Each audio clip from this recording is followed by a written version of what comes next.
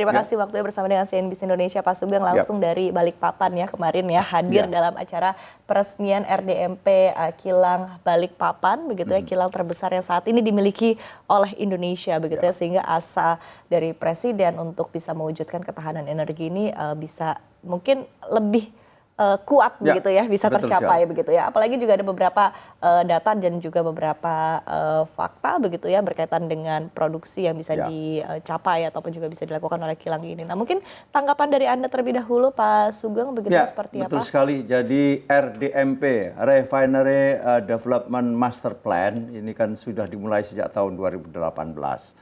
Ada 5 kilang besar di Indonesia yang semacam revitalisasi, tidak sekedar bagaimana menaikkan volume pengolahan crude jadi BBM atau yang lain, produk yang lain, tetapi juga meningkatkan daya flexibility dari kilang tersebut sehingga mampu mengolah jenis-jenis crude yang cukup beragam.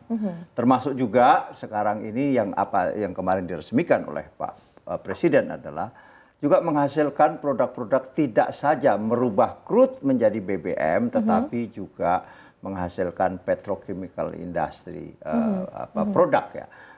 Jadi ini boleh dikata cukup modern, termasuk modern RDMP di Balikpapan ini. Jadi memang unik ya Balikpapan ini kan kilang dibangun sejak oleh Belanda dulu. Ini tahun 20-an ini bahkan, lantas ketika pemerintahan Orde Baru tahun 84 dioperasikan secara masif dan termasuk besar kapasitasnya sampai 260.000 barrel per hari. Nah kemarin dengan tuntasnya RDMP dengan revitalisasi tersebut naik kapasitasnya menjadi 360.000 barrel per hari. Di samping itu juga menghasilkan produk BBM berkualitas Euro 5 ini yang menjadi standar dunia. Di samping juga menghasilkan berbagai produk-produk petrochemical. Jadi tidak sekedar merubah crude menjadi BBM. Itulah dan memang sebelumnya juga secara integrated ini kilang ini karena juga dibangun di Senipah itu ada semacam storage untuk crude-nya dibangun dulu jarak pipa kurang lebih 70 km dan disitulah lantas memang kilang ini boleh dikatakan merupakan infrastruktur energi BBM yang terintegrasi dengan baik. Jadi selain antara hulu dan hilir dan hulu menyatu. Kenapa demikian? Karena Kalimantan juga banyak sekali sumber crude ya, diantaranya sekarang yang masih beroperasi dengan baik adalah di Rokan, di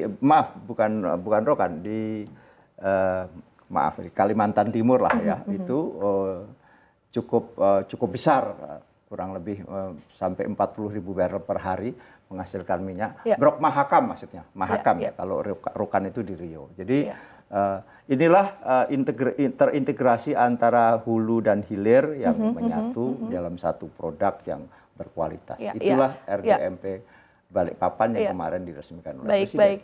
Baik. Ini menarik ya, sangat menarik Pak Sugeng karena tadi sekali lagi ini kan terintegrasi dari hulu ke hilir begitu ya, kemudian juga kapasitas yang ditingkatkan juga cukup besar begitu ya, tadi dari 260.000 barel minyak per hari menjadi 360.000, kemudian juga tadi ada peningkatan pipa gas pasokan tadi yang seperti yang Anda sampaikan begitu, belum juga kapasitas tangki timbun dari crude oil yang juga meningkat begitu. Dan tapi ada pernyataan yang menarik yang disampaikan oleh pemerintah Pak Sugeng, di mana kita mendengar begitu ya bahwa dari pemerintah sendiri optimis, yakin bahwa impor solar di tahun 2026 ini tidak dibutuhkan lagi begitu ya, seiring dengan adanya RDMP Balikpapan ini begitu. Seperti apa tanggapan Anda Pak Sugeng? Jadi betul sekali, RDMP Balikpapan menghasilkan 2 jenis solar ya.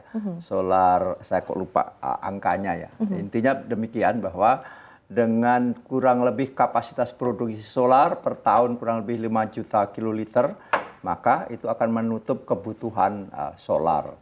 Nah, memang tapi tetap saja masih ada impor solar sekitar kurang lebih 5 juta kiloliter juga di tahun yang akan datang setelah beroperasinya kilang di Balikpapan ini memang cukup signifikan menutup produk solar yang selama ini kita hampir sebagian besar kita impor. Ya. Nah, hal yang lain menjadi penting adalah dengan program RDMP yang dimulai tahun 2018 itu dengan 5 sebetulnya 6 proyek kilang besar, salah satunya adalah Grassroots Refinery di Tuban, tetapi dengan Rosneft karena persoalan politik sehingga tertunda. Hari ini kapasitas apabila katanya, karena memang targetnya di akhir tahun 2026 ini, apabila seluruh kelima kilang itu RDMP itu tuntas, maka kapasitas olah kilang kita kurang lebih 1,2 juta barrel per hari. Oke. Itu kapasitas terpasang, tetapi kapasitas operasionalnya kurang lebih 1 juta barrel per hari. Artinya apa? Betul akan mengurangi impor produk. Ingat ya, sekali lagi mengurangi impor produk. Karena apa?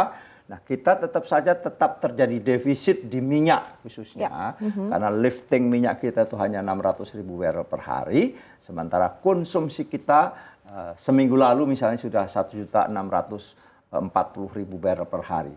Kita sekarang impor kurang lebih 1.040.000 barrel per hari. Baik berupa crude, minyak mentah maupun berupa produk. Nah, tetapi sekali lagi dengan kita meningkatnya kapasitas olah kita, maka impor produk yang selama ini banyak tergantung misalnya dari Singapura itu akan terkurangi nanti dengan secara signifikan. Tapi sekali lagi secara keseluruhan maka target selanjutnya adalah bagaimana meningkatkan lifting minyak kita. Kalau